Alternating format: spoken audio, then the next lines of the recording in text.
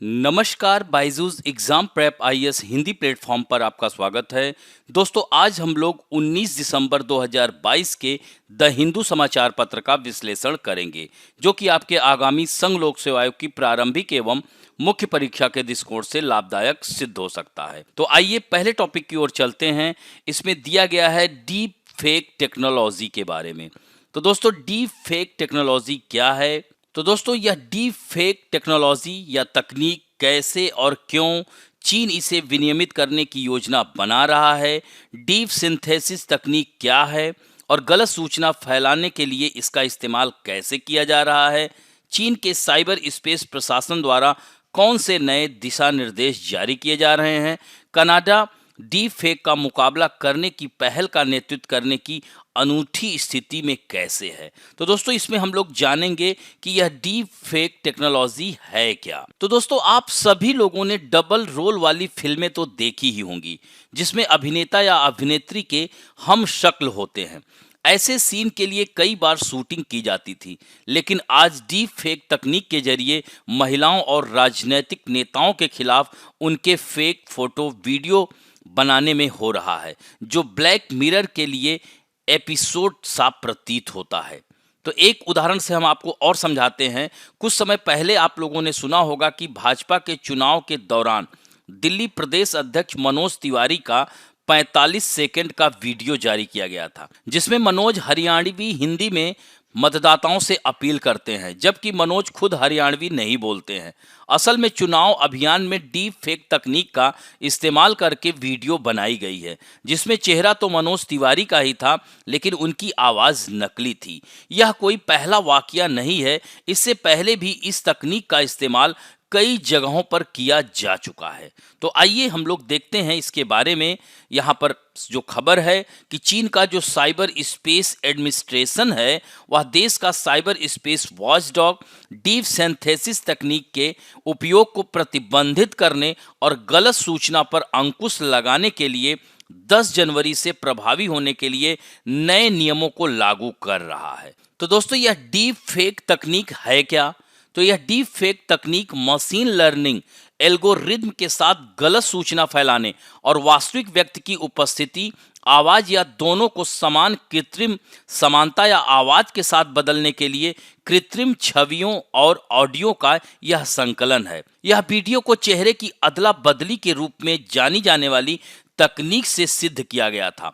उपयोगकर्ताओं ने deep neck में असली चेहरे को सेलिब्रिटी चेहरे में बदल दिया। साइबर सुरक्षा कंपनी नॉर्टन ने एक ब्लॉग में कहा था कि डीप फेक तकनीक का इस्तेमाल अब घोटालों और झांसे, सेलिब्रिटी पोर्नोग्राफी, चुनाव में हेरफेर, सोशल इंजीनियरिंग, स्वचालित गलत सूचना हमलों, पहचान की चोरी और वित्तीय धोखाधड़ी जैसे नापाक उद्देश्यों के लिए किया जा रहा है।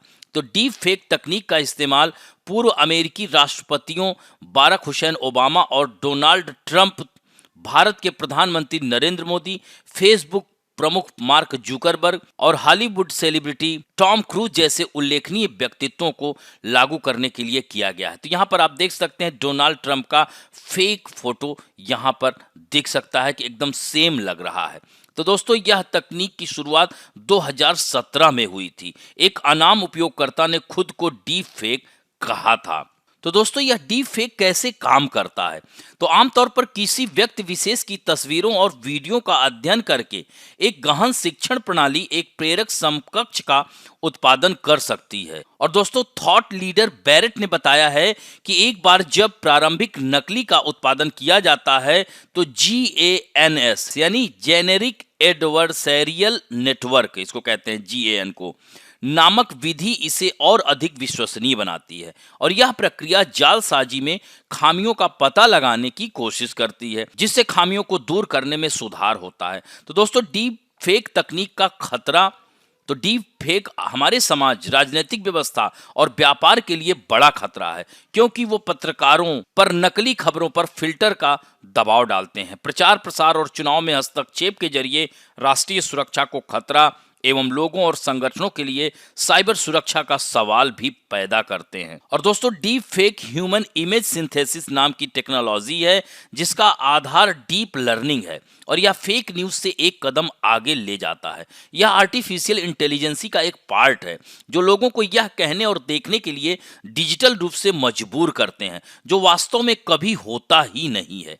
आसान भाषा में कहें तो व्यक्ति के चेहरे में फेर बदल कर बोल और होंठ को कॉपी किया जाता है और इस तकनीक का नकारात्मक उपयोग भारत समेत लगभग सभी देशों में हो रहा है, जैसा कि हमने आपको इसके उदाहरण बताए ही। तो दोस्तों, डीप फेक पर रोक लगाने के लिए चीन की नई नीति क्या है? तो साउथ चाइना मॉर्निंग पोस्ट की रिपोर्ट में यही कहा गया है कि पॉलिसी में डीप सिंथेसिस सेवा प्रदाताओं और उपयोगकर्ताओं को यह सुनिश्चित करने की आवश्यकता है कि तकनीक का उपयोग करने वाली किसी भी छेड़छाड़ की गई सामग्री को स्पष्ट रूप से लेबल किया गया और उसके स्रोत का पता लगाया जा सकता है। और दोस्तों, प्रौद्योगिकी द्वारा बनाई गई खबरों को दोबारा पोस्ट करते समय स्रोत केवल समाचार आउटलेट्स की सरकार द्वारा अनुमोदित सूची से ही हो सकता है। डीप सिंथेसिस सेवा प्रदाताओं को नए नियमों के अनुसार स्थानीय कानूनों का पालन करना चाहिए, नैतिकता का सम्मान करना चाहिए और सही राजनीतिक दिशा और सही जनमत उन्मुखीकरण बनाए रखना चाहिए। तो यही जो है चीन की नई नीति में शामिल किया गया है। तो ऐसी नीति क्यों लागू की गई? साउथ चाइना सी मॉर्निंग पोस्ट की रिपोर्ट के अनुसार चीन के साइबर स्पेस वॉचडॉग ने कहा है कि यह चिंता का विषय है। अनियंत्रित विकास और गहरे संश्लेषण के उपयोग से ऑनलाइन घोटाले या मानहानि जैसी आपराधिक गतिविधियों में इसका उपयोग हो सकता है।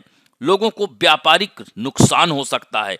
देश के हालिया कदम का उद्देश्य उन जोखिमों पर नियंत्रण करना है जो किसी भी ऑनलाइन सामग्री को बदलने के लिए गहरी शिक्षा या आभासी वास्तविकता का उपयोग करने वाले प्लेटफार्मों द्वारा प्रदान की जाने वाली गतिविधियों से उत्पन्न हो सकते हैं। दोस्तों, डीप फेक से निपटने के लिए अन्य देश क्या कर रहे हैं? तो यूरोपीय संघ के पास डीप फेक के माध्यम से दुष्प्रचार के प्रसार को रोकने के लिए एक नई आचार संहिता है। इस संशोधित कोड में गूगल, मेटा, ट्विटर सहित तकनीकी कंपनियों को अपने प्लेटफॉर्म पर डीप फेक तकनीक, नकली खातों का मुकाबला करने के लिए उपाय करने की आवश्यकता है।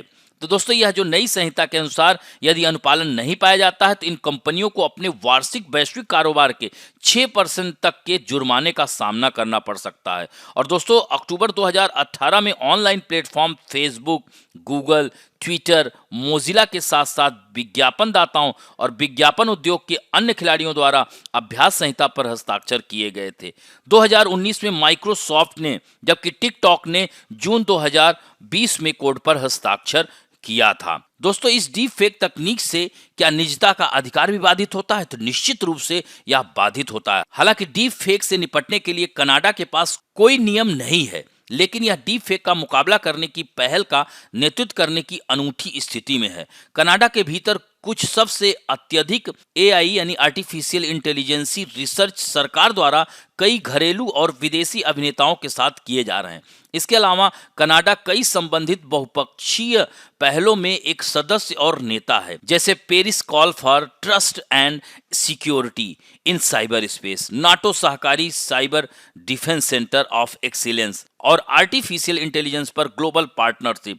यह विभिन्न क्षेत्रों में डीप फेक नीति बनाने के लिए वैश्विक और घरेलू अभिनेताओं के साथ समन्वय करने के लिए इन मंचों का उपयोग कर सकता है। तो निष्कर्षतः हम यही कह सकते हैं कि डीप फेक तकनीक पर सभी देशों को एक साथ आकर के इस पर कार्य करना चाहिए, नहीं तो इससे निजता के अधिकार का उल्लंघन हो सकता है, इससे लोगों के साथ अमानवीय व्यवहार हो सकता है, इसका साइड इफेक्ट बहुत ज़्यादा पड़ सकता है, समाज में इसका नकारात्मक प्रभाव पड़ सकता है। तो इस तरह से चीन ने जैसे पॉलिसी बनाई है, इस तरह अन्य देशों को भी इस तरह की पॉलिसी बनाना चाहिए। अब बढ़ते हैं दोस्तों दूसरे महत्वपूर्ण खबर की ओर। पृष्ठ संख्या 6 पर आया है, इसको राज्य व्यवस्था से जोड़ा जा सकता है।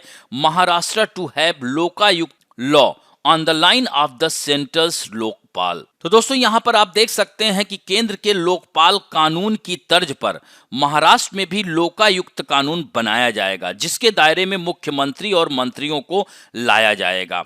दोस्तों, इस संबंध में यह विधेयक विधानमंडल में पेश किया जाएगा। इसके लिए पूरा ब्लूप्रिंट तैयार कर लिया गया है। पहली बार मुख्यमंत्री और मंत्रिपरिषद को लोकायुक्त के दायरे में लाया जाएगा, क्योंकि जो मौजूदा लोकायुक्त है उस कानून में भ्रष्टाचार विरोधी अधिनियम शामिल नहीं है, इसलिए भ्रष्टाचार रोधी अधिनियम को इसका हिस्सा बनाया जाएगा। और दोस्तों, यह कानून सामाजिक कार्यकर्ता अन्ना हजारे की अगुवाई वाली समिति की सिफारिशों को पूर्ण रूप से स्वीकार करके किया गया है। क्योंकि अन्ना हजारे ने राष्ट्रीय स्तर पर और राज्य स्तर पर अलग अलग आंदोलन स्थापित किए, जिसकी वजह से आज लोकपाल आकार ले सका है। तो लोकायुक्त के पद पर उच्च न्यायालय के सेवानिवृत्त मुख्य न्यायाधीश या उच्चतम न्यायालय के सेवानिवृत्त न्यायाधीश को नियुक्त किया जाएगा। दोस्तों, लोकपाल की स्थापना लोकपाल लोकायुक्त अधिनियम 2013 के तहत सार्वजनिक पदाधिकारियों के खिलाफ भ्रष्टाचार के आरोपों की जांच के लिए की गई थी, इस अधिनियम के जो दायरे में आते हैं।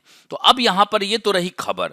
अब आप लोगों के लिए जानना आवश्यक है कि यह लोकपाल है क्या, लोकायुक्त क्या होते हैं। दोस्तों, लोकपाल जिसे ओम्बुड्समैन कहते हैं, यानी यह ओम्बुड्समैन का कार्य करते हैं, यानी यह एक स्वतंत्र एजेंसी की तरह कार्य करते हैं। यह सभी के ऊपर नजर रखते हैं, भ्रष्टाचार से मुक्ति दिलाते हैं। दोस्तों, लोकपाल तथा लोकायुक्त अधिनियम 2013 ने केंद्र के लिए लोकपाल और राज्यों के लिए लोकायुक्त संस्था की व्यवस्था की गई। यह ओम्बुड्समैन का कार्य करते हैं और कुछ निश्चित श्रेणी के सरकारी अधिकारियों के विरुद्ध लगे भ्रष्टाचारों के आरोपों की जांच करते हैं। दोस्तों, यह संस्थाएं बिना किसी संवैधानिक दर्जे वाले वैधानिक निकाय हैं। दोस्तों, यहाँ पर लोकपाल की सेवा शर्तें और नियुक्ति की बात किया जाए तो कौन होता है लोकपाल? दोस्तों, लोकपाल एक बहुसदस्यीय निकाय है जिसका गठन एक चेयरपर्सन और अधिकतम 8 सदस्य इसमें होते हैं। यानी लोकपाल का एक अध्यक्ष होता है जो कि भारत का पूर्व मुख्य न्यायाधीश या फिर सुप्रीम कोर्ट के रिटायर्ड जज या फिर कोई महत्वपूर्ण व्यक्ति हो सकता है। और इसमें 8 सदस्य हो सकते हैं, जिनमें से आधे जो है न्यायिक पृष्ठभूमि से आते हैं और आधे यानी 50% अनुसूचित जाति और जनजाति तथा पिछड़ी जाति, अल्पसंख्यक और महिलाओं में से होने चाहिए। दोस्तों, लोकपाल संस्था के अध्यक्ष और सदस्यों का कार्यकाल 5 वर्ष या 70 वर्ष की आयु तक होता है। सदस्यों की नियुक्ति चयन समिति की सिफारिश पर राष्ट्रपति द्वारा की जाती है। और दोस्तों, अगर बात की जाए कि कौन नहीं हो सकता है लोकपाल, तो संसद सदस्य या किसी राज्य या केंद्र शासित प्रदेश की विधानसभा का सदस्य, ऐसा व्यक्ति जिसे किसी किस्म के नैतिक भ्रष्टाचार का दोषी, यानी अगर उसके ऊपर भ्रष्टाचार का आरोप लगा है तो वह लोकपाल में शामिल नहीं हो सकता है। ऐसा व्यक्ति जिसकी उम्र अध्यक्ष या सदस्य का पद ग्रहण करने तक 45 साल न हुई हो, किसी पंचायत या निगम का सदस्य, ऐसा व्यक्ति जिसे राज्य या केंद्र सरकार की नौकरी से बर्खास्त या हटाया गया हो, ऐसे लोगों को लोकपाल में शामिल नहीं किया जाता। दोस्तों, इस चयन समिति में प्रधानमंत्री अध्यक्ष होता है, लोकसभा के अध्यक्ष इसके सदस्य होते हैं, लोकसभा के विपक्ष का नेता भी इसका सदस्य होता है, मुख्य न्यायाधीश या उनकी अनुशंसा पर नामित सुप्रीम कोर्ट के एक जज इसके सदस्य होते हैं और राष्ट्रपति द्वारा नामित कोई प्रतिष्ठित व्यक्ति भी इसका सदस्य हो सकता है। दोस्तों, लोकपाल की नियुक्ति करते समय यदि कोई पद रिक्त रहता है तो लोकपाल की नियुक्ति अवैध नहीं मानी जाएगी। अब बात आती है कि लोकपाल के अधिकार क्या हैं, इसकी शक्तियां क्या हैं। तो लोकपाल के क्षेत्राधिकार में प्रधानमंत्री, मंत्री, संसद सदस्य, समूह ए, बी और डी अधिकारी तथा केंद्र सरकार के अधिकारी शामिल होते हैं। लोकपाल का प्रधानमंत्री पर क्षेत्राधिकार केवल भ्रष्टाचार के उन आरोपों तक सीमित रहेगा जो अंतर्राष्ट्रीय संबंधों, सुरक्षा, लोक व्यवस्था, परमाणु ऊर्जा और अंतरिक्ष से संबंध ना हो। संसद में कही गई किसी बात या दिए गए वोट के मामले में मंत्रियों या सांसदों पर लोकपाल का क्षेत्राधिकार नहीं होगा। दोस्तों, कुछ विषयों में लोकपाल के पास दीवानी के अधिकार भी प्रदान किए गए हैं। संपत्ति को अस्थायी रूप से अटैच करने का अधिकार, भ्रष्टाचार के माध्यम से प्राप्त की गई संपत्ति, आय, प्राप्तियों और या फायदों को जब्त करने का अधिकार भी लोकपाल के पास होता है। अब इसी तरह से राज्यों में लोकायुक्त का गठन, तो इसके लिए क्या योग्यता, तो राज्य के हाईकोर्ट के मुख्य न्यायाधीश या फिर हाईकोर्ट के रिटायर्ड जज या फिर कोई महत्वपूर्ण व्यक्ति हो सकता है। इसमें भी 8 सदस्यों का प्रावधान किया गया है, जिसमें आधे न्यायिक क्षेत्र और आधे अनुसूचित जाति, जनजाति, पिछड़ी और अल्पसंख्यक तथा महिलाओं से भरे जाएंगे। और इसका भी चयन में जो चयन समिति होती है उसमें अध्यक्ष मुख्यमंत्री होता है, विधानसभा अध्यक्ष सदस्य होता है, विपक्ष का नेता सदस्य होता है और इसके अधिकार भी वही हैं, वह मामला जिसमें वर्तमान मुख्यमंत्री या पूर्व मुख्यमंत्री शामिल हों। भ्रष्टाचार से संबंधित ऐसी घटनाएं जिसमें राज्य सरकार का वर्तमान या पूर्व मंत्री संलिप्त हो, ऐसा मामला जिसमें राज्य सरकार के अधिकारी या कर्मचारी शामिल हो, ये सब लोकायुक्त के अधिकार हैं, जो अब महाराष्ट्र में यह कानून बनने जा रहा है। दोस्तों, इस लोकपाल की अगर पृष्ठभूमि की बात की जाए, लोकपाल यानी इसको ओम्बुड्समैन कहते हैं। यह संस्था आधिकारिक शुरुआत वर्ष 1809 में स्वीडन में हुई थी। तो 20वीं शताब्दी में एक संस्था के रूप में ओम्बुड्समैन का विकास हुआ और यह द्वितीय विश्व युद्ध के बाद तेजी से आगे बढ़ा और 1962 में न्यूजीलैंड और नॉर्वे ने यह प्रणाली अपनाई और ओम्बुड्समैन के विचार का प्रसार करने में यह बेहद अहम सिद्ध हुआ। और दोस्तों, हमारे भारत में 1960 के दशक से ही इसकी मांग शुरू हो गई और जाकर के 2013 अधिनियम के तहत 2014 से यह शुरू हुआ। और दोस्तों, जो लोकपाल एवं लोकायुक्त विधेयक 2013 था, इस पे 2016 में संशोधन भी किया गया। इस पॉइंट को भी थोड़ा जान लीजिएगा। तो लोकपाल एवं लोकायुक्त अधिनियम 2013 को संशोधित करने के लिए यह विधेयक 2016 में पारित किया गया। इसके द्वारा यह निर्धारित किया गया कि विपक्ष के मान्यता प्राप्त नेता के अभाव में लोकसभा में सबसे बड़े एकल विरोधी दल का नेता चयन समिति का सदस्य होगा। इसके द्वारा वर्ष 2013 के अधिनियम की धारा 44 में भी संशोधन किया गया, जिसमें प्रावधान है सरकारी सेवा में आने के 30 दिनों के भीतर लोक सेवक को अपनी संपत्तियों और दायित्वों का विवरण प्रस्तुत करना होगा। संशोधन विधेयक द्वारा 30 दिन की समय सीमा समाप्त कर दी गई है। अब लोक सेवक अपनी संपत्तियों और दायित्वों की घोषणा सरकार द्वारा निर्धारित रूप में एवं तरीके से करेंगे।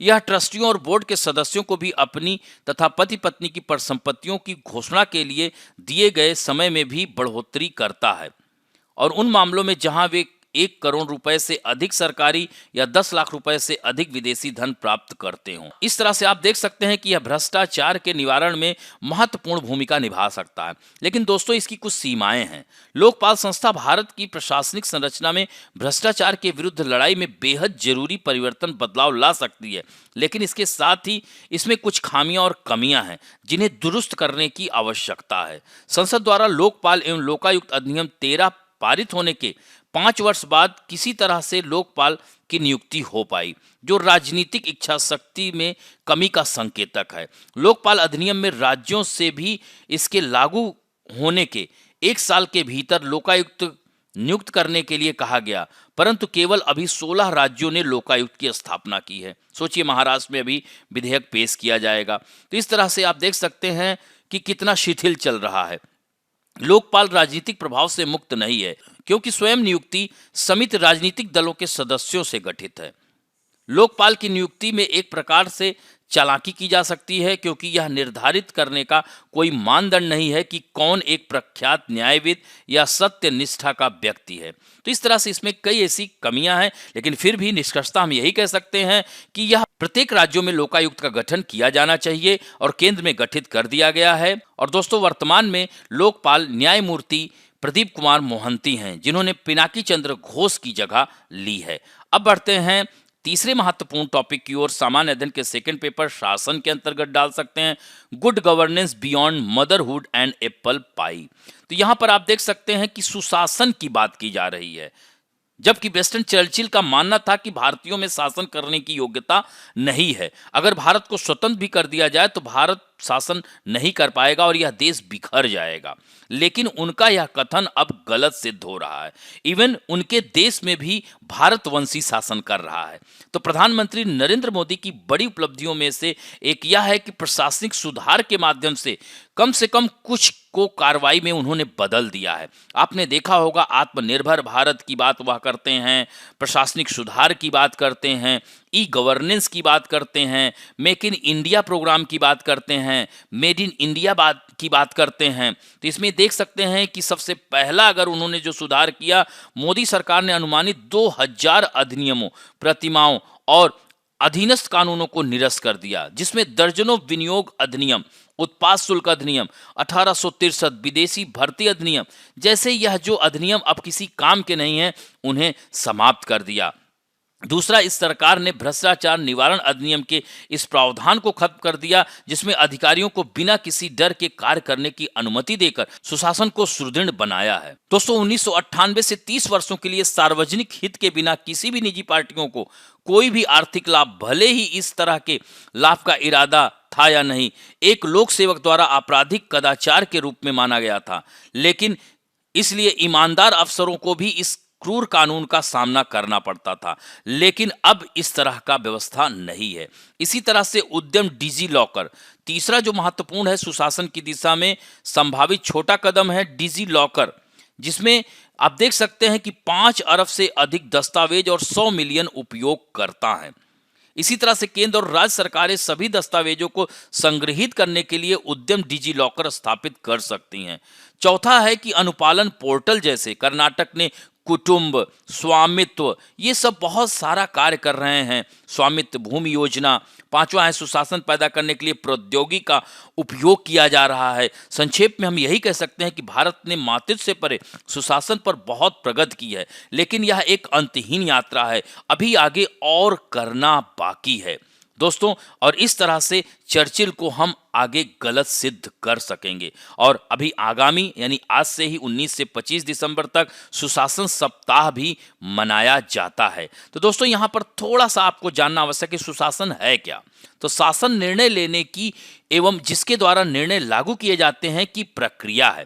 शासन का उपयोग कई संदर्भों में किया जा सकता है, जैसे कि कॉर्पोरेट शासन, अंतर्राष्ट्रीय शासन, राष्ट्रीय शासन और स्थानीय शासन। दोस्तों, वर्ष 1992 में शासन और विकास नामक रिपोर्ट में विश्व बैंक ने सुशासन अर्थात गुड गवर्नेंस की परिभाषा तय की।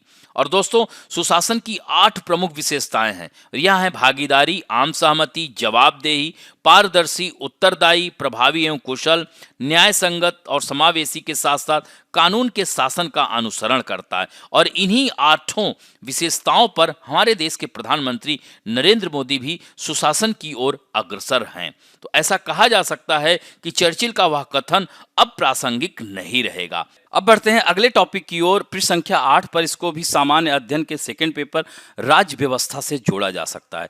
अब बढ़ते हैं पृष्ठ संख्या 8 पर सामान्य अध्ययन के सेकंड पेपर यानी राज्य व्यवस्था से इसे जोड़ा जा सकता है।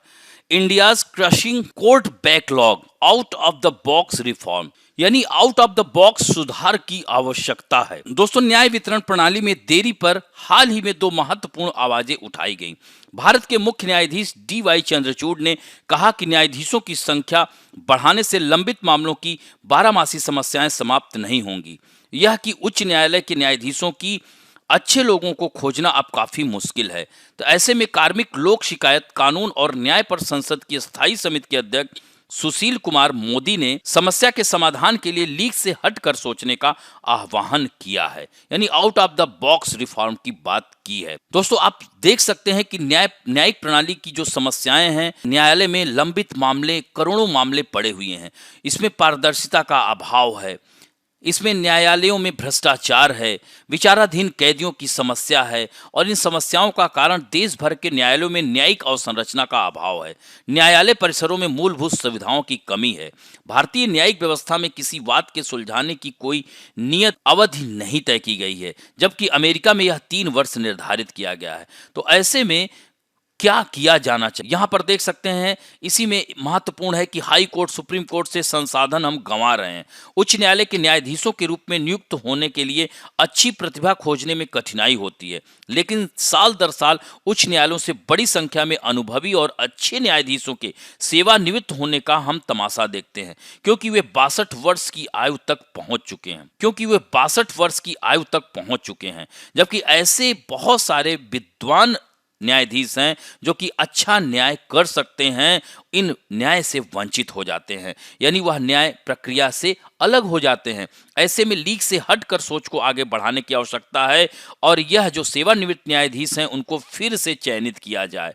दोस्तों, ऑनलाइन न्याय और मध्यस्थता को और मजबूत करने की जरूरत है। आप लोगों ने देखा होगा कि कोविड-19 के समय इसका शानदार प्रयोग किया गया और बहुत जल्द न्यायाधीश और वकील इस नए माध्यम से काफी अच्छी तरह से वाकिफ हो गए और उन्होंने बहुत सारा न्यायिक प्रक्रिया में कार्य किया। तो इन तदर्थ न्यायाधीशों को न्यूनतम सहायक कर्मचारियों के साथ घर से ऑनलाइन काम करने में सक्षम बनाना मानव और प्रौद्योगिकी संसाधनों का एक उत्कृष्ट दोहन है और इसे और अपग्रेड करने की आवश्यकता है।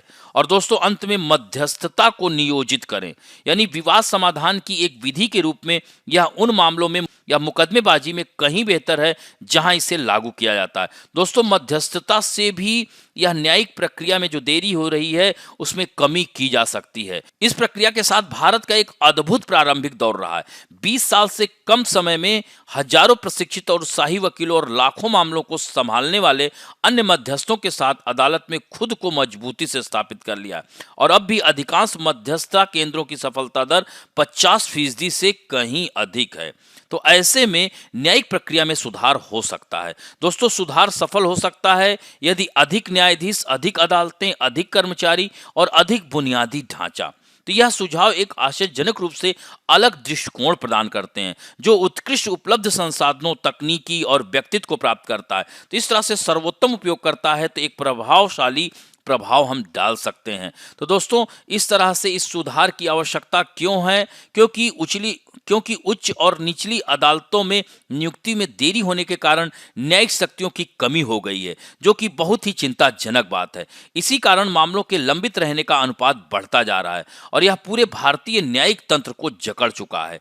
छोटे कार्यकाल और कार्य के भारी दबावों के कारण उच्चतम न्यायालय के न्यायाधीशों को कानून को उत्कृष्ट बनाने और आवश्यक परिपक्वता अर्जित करने का अवसर ही नहीं मिल पाता है। वो रिटायर हो जाते हैं। तो न्याय अभी भी देश के बहुसंख्यक नागरिकों की पहुंच से बाहर है, क्योंकि वह वकीलों के भारी खर्च वहन नहीं कर पाते और उन्हें व्यवस्था की प्रक्रियात्मक जटिलता से होकर गुजरना पड़ता है। न्यायाधीशों को मनोनीत करने के लिए न तो कोई मापदंड निर्धारित किए गए हैं, न ही नियुक्ति के लिए प्रस्तावित किए गए नामों का किसी मापदंड पर रीतिबद्ध मूल्यांकन किया जा सकता है। प्रायः कहा जाता है कि न्यायिक तंत्र में भाई भतीजावाद की प्रवृत्ति भी काफी बढ़ गई है, जिसके चलते यह अकुशलताओं से गुजरता है। तो दोस्तों, इस तरह से आप देख सकते हैं, निष्कर्षतः हम यही कह सकते हैं कि उपयुक्त सभी बातों को देखते हुए भारतीय न्यायतंत्र में विभिन्न स्तरों पर सुधार की त्वरित आवश्यकता है और यह सुधार न सिर्फ न्यायपालिका से बाहर से बल्कि न्यायपालिका के भीतर भी होना चाहिए, ताकि किसी भी प्रकार के नवाचार को लागू करने में न्यायपालिका की स्वायत्तता बाधा न बन सके। न्यायिक व्यवस्था में न्याय देने में विलंब न्याय के सिद्धांत से विमुखता है। अतः न्याय सिर्फ होना ही नहीं चाहिए बल्कि दिखना भी चाहिए।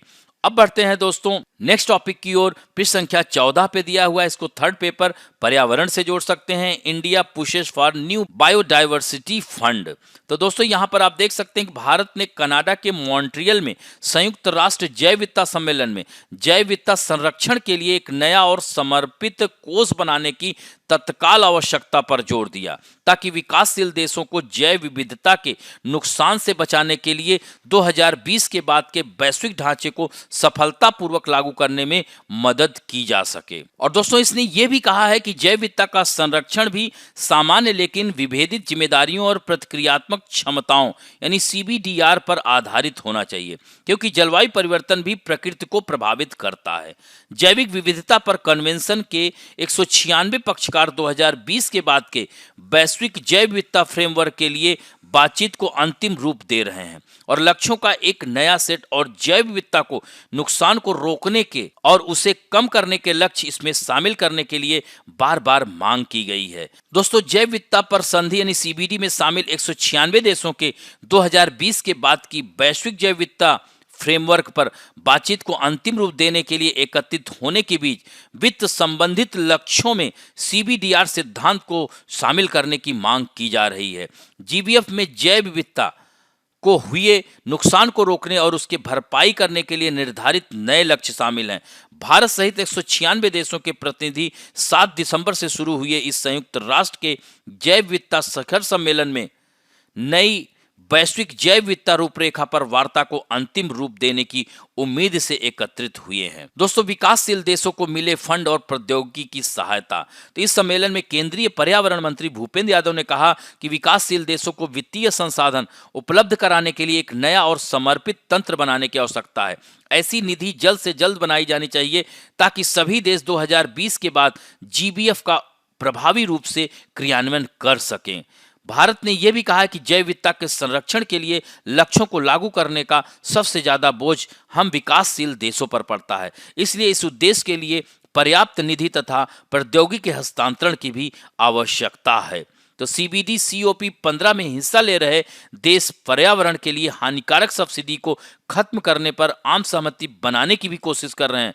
उनका कहना है कि जीवाश्म ईंधन के उत्पादन, कृषि वानिकी और मत्स्य पालन के लिए दी जाने वाली सब्सिडी को हर साल कम से कम 500 अरब डॉलर तक कम करना और इस पैसे का इस्तेमाल जैव विविधता के संरक्षण के लिए किया जाना बेहद फायदेमंद हो सकता है। बहरहाल भारत कृषि संबंधित सब्सिडी को कम करने और इससे बचने वाले पैसे का इस्तेमाल जैव विविधता के संरक्षण करने के लिए राजी नहीं है, क्योंकि देश की कई अन्य प्राथमिकताएं भी हैं। भारत ने कहा है कि विकासशील देशों में ग्रामीण समुदायों के लिए कृषि प्रमुख आर्थिक स्रोत है और इन क्षेत्रों को प्रदान की जाने वाली महत्वपूर्ण सहायता दूसरे क्षेत्र के लिए नहीं दी जा सकती है।